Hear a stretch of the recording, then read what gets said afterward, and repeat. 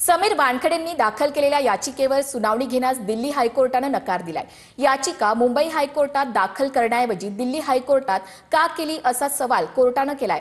तर आर्यन खानच्या bads of Bollywood विरोधात समीर वानखेडेंनी कोर्टात धाव घेतली।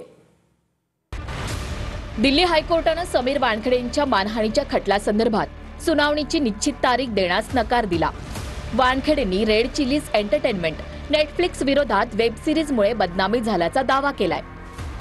याचिकेत दिल्लीत सर्वाधिक मानहानी आणि मीम्स व्हायरल झाल्याचा उल्लेख आहे। कोर्टाने याचिका फेटाळत दुरुस्ती करून रजिस्ट्रीकडून तारीख घेण्यास सांगितलंय। वानखेडेंनी रेड चिलीज नेटफ्लिक्सवर स्थगिती, 2 कोटी नुकसान भरपाई आणि जाहीरनाम्याची मागणी केली। मालिकेमुळे वैयक्तिक प्रतिमा आणि अंमली पदार्थ विरोधी संस्थांवरील विश्वासाला हानी पोहोचल्याचं वानखेडे यांचं म्हणणं आहे। तर कोर्टाने खटला दिल्लीत दाखल करण्यावर शंका उपस्थित केली। कोर्टाने नेमकं काय म्हटलंय तर हे मुंबईतील प्रकरण असताना तुम्ही ही याचिका दिल्ली हायकोर्टात का दाखल केली?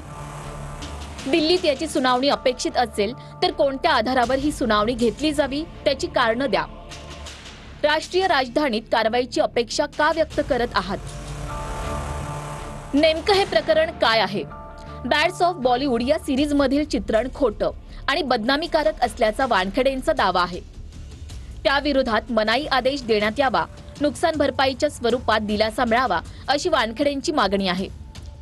वेब सिरीजवर बंदी घालावी आणि त्यांच्याशी संबंधित कथित दृश्य सिरीजमधून वगळावी अशी मागणी सुद्धा वानखेडेंची आहे। दरम्यान दिल्ली हायकोर्टाने याचिकेत सुधारणा करण्याची आवश्यकता असल्याचं म्हटलंय।